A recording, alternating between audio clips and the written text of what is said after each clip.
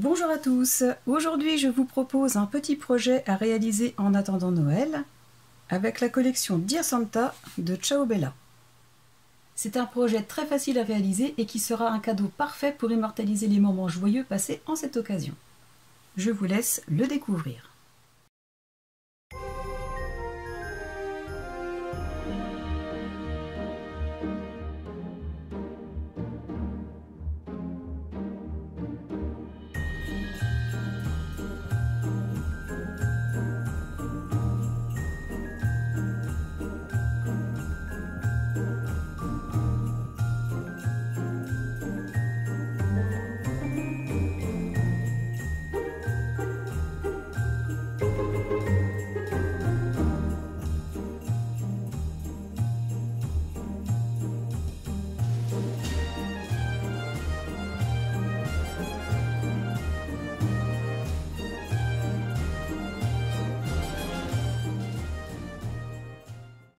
Pour réaliser ce projet, j'ai donc utilisé 4 feuilles en format A4 de papier craft en 216 grammes.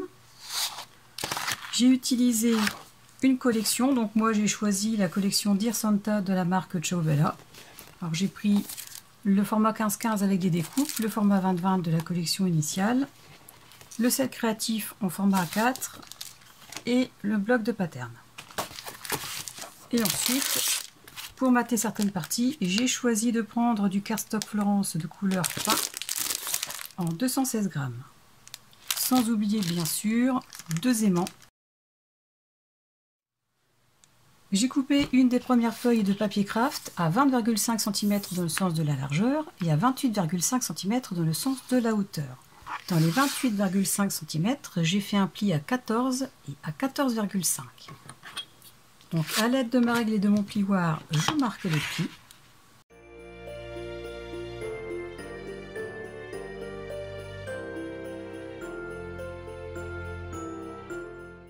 J'insiste un peu plus sur le pliage en ajustant par rapport aux deux bords. J'écrase bien le pli déjà avec les mains et ensuite avec le plioir. Je fais pareil pour l'autre pli.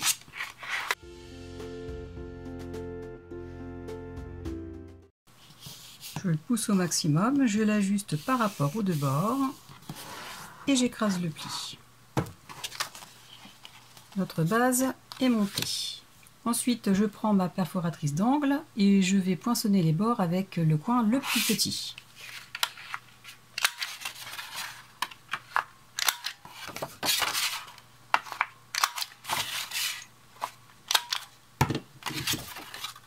Ensuite, dans les 3 autres feuilles de format A4, j'ai découpé 2 morceaux dans chaque feuille de 13 cm sur 14 cm, dans ce sens-là.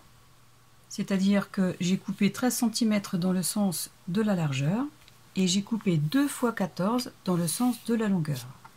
Je l'ai fait sur les 3 feuilles. J'ai donc récupéré 6 morceaux de 13 cm sur 14 cm. Et il reste 3 bandes de 28 cm,5 cm sur 8 cm de largeur. Donc ces 3 bandes-là, on les garde. Sur chacune des 5 premières cartes, j'ai fait un pli à 1,5 dans les 14 cm. J'ai arrondi les angles du côté opposé à celui du pli. Et dans la 6e carte, j'ai fait un pli à 1,5 et à 2,2. Je prends ma règle et mon plioir et je vais marquer les plis de toutes les cartes. J'écrase bien les plis. Et pareil pour la dernière carte dont nous avons fait les plis à 1,5 et 2,2 cm du bord.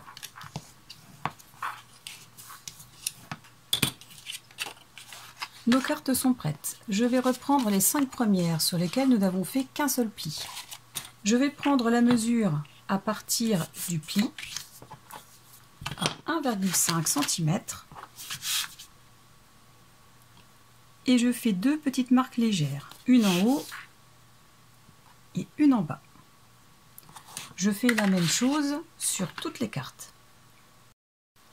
Les 5 cartes ont toutes leurs repères à 1,5 cm du bord plié, comme ceci.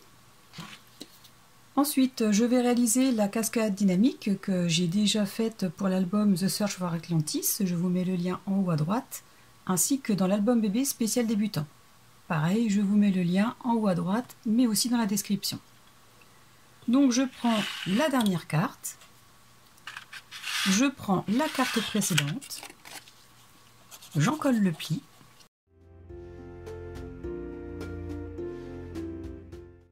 Alors pas besoin de biseauter ici, pas du tout. Je prends la carte, je vais la placer au niveau des traits en l'ajustant bien par rapport au bas et au haut. Et je fais en sorte qu'elle grimpe sur les marques pour éviter qu'elle ne se voie. Une fois bien placée, j'appuie, je retire l'excédent de colle, j'ouvre doucement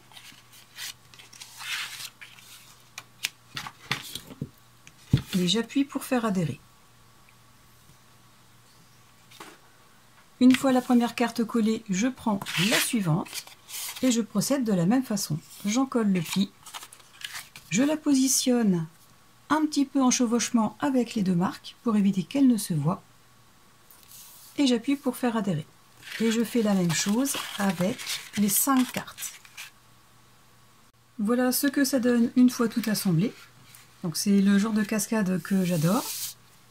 Je ne décore pas tout de suite parce que comme vous l'avez certainement remarqué, je vais y placer un aimant ici et un là. Je reprends ma base de projet et dans le bloc 20-20, j'ai choisi cette feuille, je pense que c'est la première, que j'ai coupée de façon à garder le cadre en bas et à garder le mot Christmas. J'ai arrondi les angles, je vais l'ancrer avec l'encre Coffee de chez Stamperia et je vais la coller. Donc voilà, ma feuille est collée. Alors surtout, je ne décore pas le derrière parce que nous aurons besoin d'y mettre autre chose avant. Donc je vais mater l'intérieur.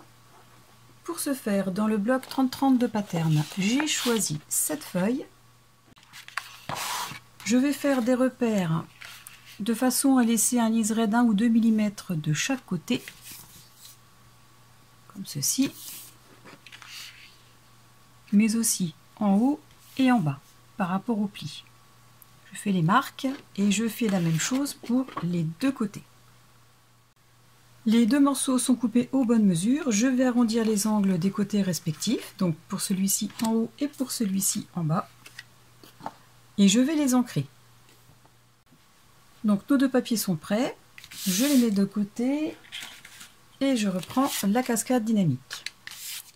Je vais la centrer par rapport au haut et au bas de cette partie, donc c'est-à-dire à partir du deuxième pli, celui-ci. Je centre bien, je vais m'approcher au maximum du bord et je vais encoller le pli.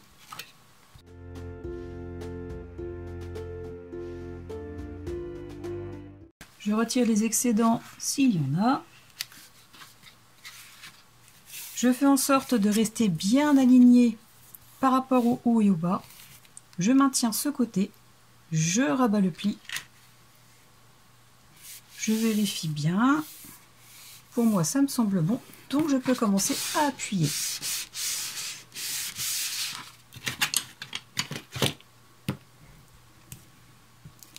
Je l'ouvre doucement pour éviter qu'elle se décolle et je finis d'appuyer pour faire adhérer.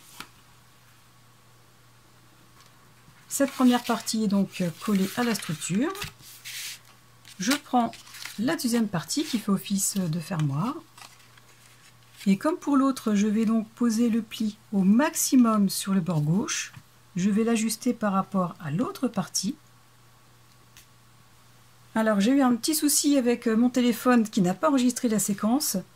Donc en fait, j'ai placé le rabat en écrasant le pli et en m'ajustant au maximum par rapport au haut et au bas avec le reste de la cascade. Une fois bien en place, j'ai appuyé pour faire adhérer. Ensuite, j'ai placé un aimant à environ 1 cm du bord gauche du rabat, en le centrant par rapport au haut et au bas, bien sûr. J'ai repris un autre aimant, j'ai vérifié la polarité, j'ai placé du double face côté collant vers le haut, j'ai maintenu la cascade et j'ai rabattu cette partie en ajustant en haut et au bas avec le reste. J'ai remonté le pli de façon à ce qu'il soit droit quand l'ensemble sera aimanté et j'ai appuyé pour faire adhérer l'aimant. Donc nous en sommes là. Une fois la cascade mise en place, je peux décorer avec les papiers que j'ai découpés au préalable. Je m'assure simplement qu'il y ait le liseré d'1 ou 2 mm tout autour et que les plis soient bien libérés, comme ceci. Les bords sont ancrés, j'ai arrondi les angles, je peux coller. Voilà ce que nous obtenons une fois les deux papiers collés. On le referme comme ceci et comme ceci. Ensuite, dans une des chutes de feuille A4 dans laquelle j'ai découpé les cartes, je vais récupérer un morceau de 8 cm sur 12,3 cm. Je vais le couper dans ce sens-là, donc ici à 12,3 cm. Et dans le même morceau, je vais couper deux petits morceaux de 4 cm sur 7 cm de longueur. Et dans une deuxième chute, je vais récupérer un morceau de 18 cm sur 4 cm. Je prends du cardstock Florence de couleur pain et je vais faire des repères sur le papier de façon à pouvoir mater l'extérieur et l'intérieur du fermoir. Donc je place la feuille à environ 1 ou 2 mm du bord. Je trace un repère ici. Je fais la même chose par rapport au haut et au bas. Je m'arrange pour laisser un liseré d'1 ou 2 mm. Ici pareil, mais par rapport au pli. Et je coupe deux morceaux de même taille. J'ai coupé les deux morceaux aux bonnes mesures. Je ne sais pas si je vous l'avais dit tout à l'heure, mais j'ai arrondi les angles du fermoir. J'ai aussi coupé deux petites bandes que je vais placer ici pour décorer, donc à l'extérieur et à l'intérieur. J'arrondis les angles de ces deux morceaux.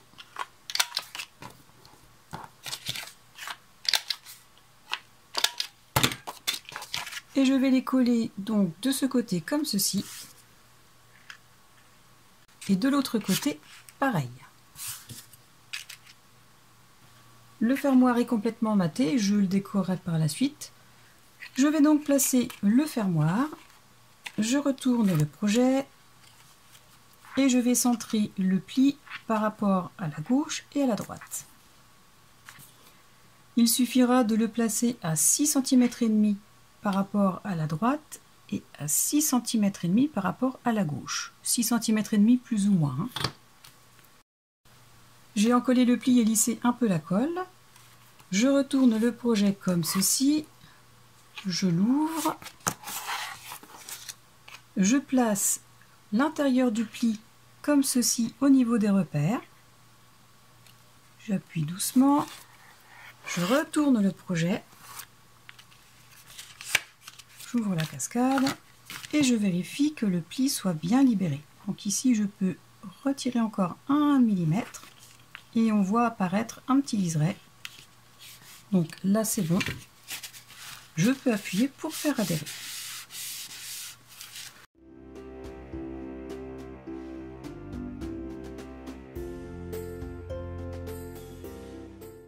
Le fermoir est collé. Je peux refermer l'ensemble comme ceci. Ensuite, je prends le morceau de 18 cm sur 4 cm. Et pour le fixer, je vais réutiliser 4 aimants de référence N35. Je vais commencer par en placer un ici à environ 1 cm du bord gauche et un autre ici à environ 1 cm du bord droit. Je les centre par rapport au haut et au bas et je coupe à un morceau de double face de façon à ce qu'il ne dépasse pas quand je vais mater l'intérieur.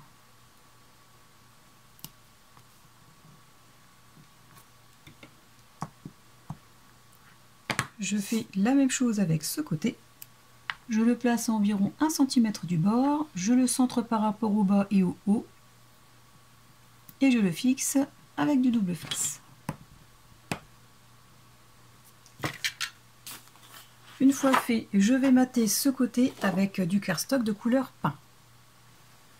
J'ai arrondi les angles, j'ai encollé le cardstock, j'ai retiré les protections du scotch double face des aimants. À présent, je positionne le cardstock, toujours de façon à laisser un liseré d'environ 1 ou 2 mm tout autour. J'ajuste. Et une fois en place, je peux appuyer. J'insiste bien autour de l'aimant de façon à ce que le cardstock adhère bien au papier craft. Je fais pareil de ce côté. Et voici ce que nous obtenons. À présent, je vais chercher un papier pour décorer le dessus. Afin d'optimiser l'utilisation du papier, j'ai donc choisi de récupérer les chutes de cette feuille. Et je vais prendre l'autre côté et découper un morceau aux bonnes mesures pour mater ce côté de bande.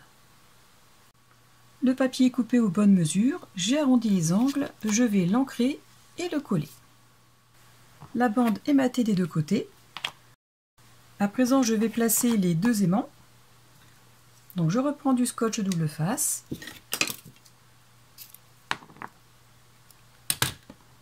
Je reprends un aimant. Je vérifie la polarité. Je le place sur un morceau de double face. Je fais la même chose de l'autre côté. Je vérifie la polarité. Je place un morceau de double face sous l'aimant. Donc je vais la centrer par rapport au haut et au bas du fermoir, mais aussi par rapport à la droite et à la gauche du projet. Donc, comme ceci. Et une fois en place, j'appuie pour faire adhérer le double face. Je retire doucement. Et voilà. J'appuie un peu plus pour faire bien adhérer. Et je vais décorer cette partie pour cacher les aimants. J'ai décidé de prendre des éléments dans le bloc 15-15 que j'ai déjà détouré au préalable. J'ai choisi ce sapin qui viendra se placer à côté de celui-ci. Et j'ai choisi cette fleur de poinsettia. Ce que je vais faire, je vais ancrer les contours. Je vais les coller sur un morceau de cardstock de couleur pain et je vais les redétourer. J'ai préféré les mater sur du cardstock de façon à les solidifier un petit peu. Ensuite, je vais prendre de la mousse double face en 1 mm d'épaisseur. Je vérifie à peu près l'emplacement auquel arrivera l'aimant. Donc je vais placer des mousses ici, ici et là. Bien sûr, de l'autre côté.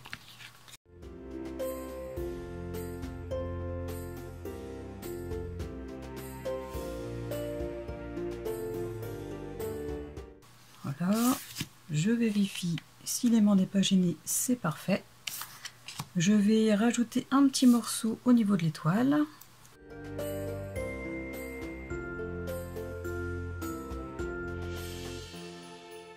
Ça ne dépasse pas. Et je vais faire pareil avec la fleur.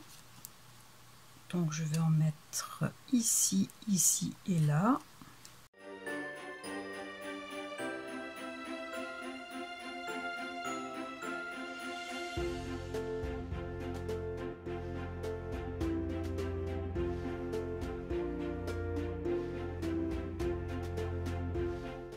Et un petit morceau ici.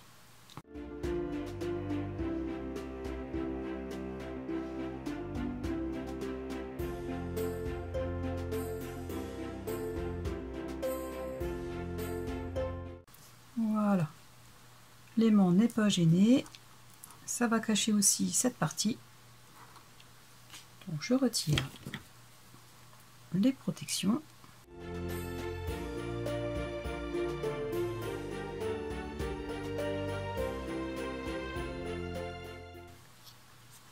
Je le centre bien. Une fois en place, je peux appuyer sur les mousses. Et je fais la même chose avec la fleur. Voilà nos petites décorations. Je replace la bande fermoir et c'est parfait. Je referme complètement le projet et voilà.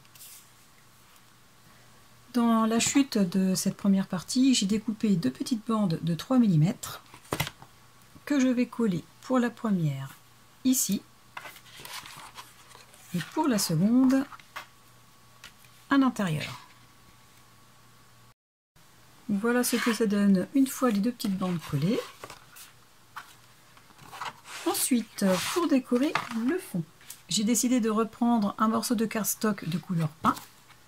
Je vais le couper aux bonnes mesures en laissant un liseré de 1 ou 2 mm à gauche et à droite, ainsi qu'en haut et en bas. Je vais couper le morceau de cardstock, arrondir les angles du bas et le coller. Ensuite, pour décorer toute cette partie, donc le rabat ainsi que les autres petites cartes, je vais utiliser dans le bloc 20-20 cette feuille. Je vais couper à partir de la ligne blanche en bas et ensuite j'ajusterai par rapport à ce qu'il reste pour avoir un liseré d'1 ou 2 mm en haut. Donc pour commencer, je vais couper le papier au niveau de la ligne blanche. Donc voilà ce que j'obtiens. Ensuite, je vais prendre le repère en haut en laissant un liseré d'environ 1 ou 2 mm en bas et en faisant pareil ici. Et je coupe à cette mesure. Il me reste donc cette partie. J'ai fait en sorte de récupérer la scène avec la cheminée et le maximum de la chaussette. À présent, je vais ouvrir ce rabat et je vais couper en laissant un liseré d'1 ou 2 mm à gauche et à droite. Je coupe à ce niveau. J'obtiens ceci. Cette partie aura sa place ici. Ensuite, pour la cascade dynamique, je referme le rabat. Cette partie va donc ici. Et comme je veux faire une image interrompue, je vais récupérer le reste. Le rabat est bien fermé et aimanté, donc ça me donne la position où mettre l'image suivante. Donc elle ira ici, en ajustant bien par rapport au haut et au bas. Je rouvre le rabat et je peux faire des marques repères pour savoir jusqu'à quelle limite je vais pouvoir mettre du cardstock de couleur pain. Donc je vérifie s'il y a assez de largeur. A priori, ça devrait le faire. Donc je prends les mesures par rapport au haut et au bas et je coupe un morceau. Le morceau de cardstock est un tout petit peu juste par rapport aux marques que j'ai faites, mais ce n'est pas grave parce que de toute façon pour l'image interrompue, il aurait fallu que je coupe 2 mm ici pour éviter que l'image ne soit trop étirée. Je vais arrondir ces deux angles et je vais coller. J'ai encollé le cardstock, j'ai retiré la protection du double face. Maintenant, je vais ouvrir pour libérer de l'épaisseur. Et je vais placer le morceau de cardstock sur la première carte de la cascade. Une fois bien en place, j'appuie pour faire adhérer.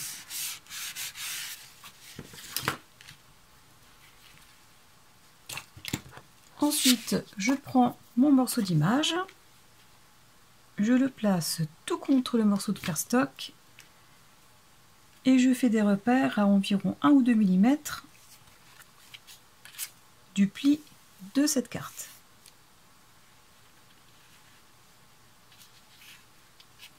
Comme ceci, en bas et en haut. Je coupe cette partie.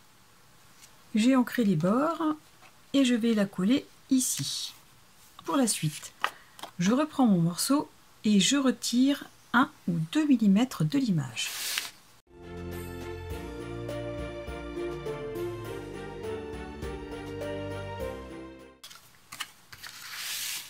Je le positionne à environ 1 ou 2 mm du bord du pli, ici. Et je fais un repère à 1 ou 2 mm du bord du second pli, en haut et en bas. Et je vais procéder de la même façon pour les 3 autres espaces à combler. Je vais couper mes morceaux, je vais les ancrer et les coller.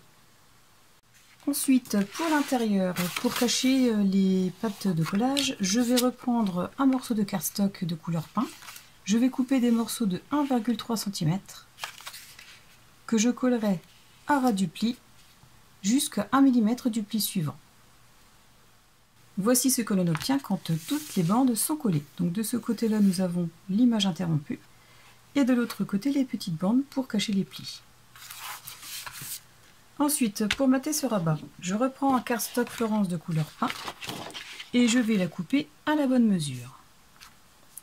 Donc je me mets à environ 1 ou 2 mm du bord gauche, je fais une marque à 1 ou 2 mm du premier pli, et je fais la même chose pour le haut et le bas, je me mets à 1 ou 2 mm du bord, et je fais un repère à 1 ou 2 mm du bord bas. Je coupe, j'arrondis les deux angles, et je colle. Une fois fait, rien ne m'empêche de reprendre une chute de cardstock et de couper une petite bande pour mater ici et ici. Donc il me reste à mater cette partie. Je reprends le restant de l'image. Je vais arrondir ces deux angles, l'ancrer et la coller. Et pour compléter cette partie du projet, j'ai décidé de reprendre finalement les deux morceaux que j'avais coupés au départ, qui étaient censés aller ici devant. Je les ai matés avec les chutes de cardstock de couleur pain et avec un morceau de cette chute. Je vais les coller ici à environ 2 cm de chaque bord et à environ 1,5 cm à partir du pli. Je vais en coller uniquement les 2 derniers centimètres. Je lisse un peu la colle.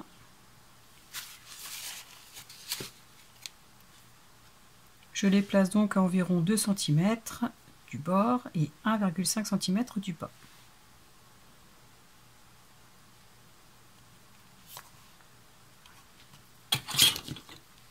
J'appuie pour faire adhérer. Et je fais la même chose avec le deuxième. Les deux éléments sont collés. Donc maintenant, il est possible d'y insérer tout ce qu'on veut dedans. Une carte cadeau, une invitation, un prospectus pour un événement. Donc voilà. À présent, il ne me reste plus qu'à le décorer avec les éléments que l'on peut trouver dans le bloc 15-15. Comme ceci que j'ai déjà détouré. Ou alors en se servant du kit créatif en format A4, à l'intérieur duquel se trouvent plein d'éléments très sympathiques pour le décorer. J'ai fini de décorer avec divers éléments que j'ai récupérés dans le bloc 15-15, ainsi que certains éléments que j'ai pris dans le bloc A4. Donc j'ai rajouté une étiquette après l'avoir maté sur un morceau de cardstock craft. J'ai fait la même chose avec ce petit carré. Idem aussi avec cette découpe de couronne. J'ai placé 2 petits éléments sur la bande. Et j'ai mis 2 petites chaussettes que j'ai pris dans les découpes de ce bloc. Je n'ai rien mis ici, puisque de toute façon il y aura certainement une photo. Là rien non plus. Et j'ai complété pour habiller un petit peu le fond avec ces 2 petites découpes. Ce tuto est terminé. Je vous remercie beaucoup de l'avoir regardé. J'espère qu'il pourra aussi vous inspirer. Si vous avez aimé ce projet, je vous invite à cliquer sur le pouce vers le haut, à me laisser un commentaire auquel je répondrai avec plaisir, à vous abonner si ce n'est pas déjà fait. Ce sont 3 petites actions qui ne coûtent rien du tout, mais qui pour moi ont une très grande importance dans mon projet. En attendant la prochaine vidéo, je vous souhaite de passer une excellente journée et je vous dis à très bientôt. Au revoir!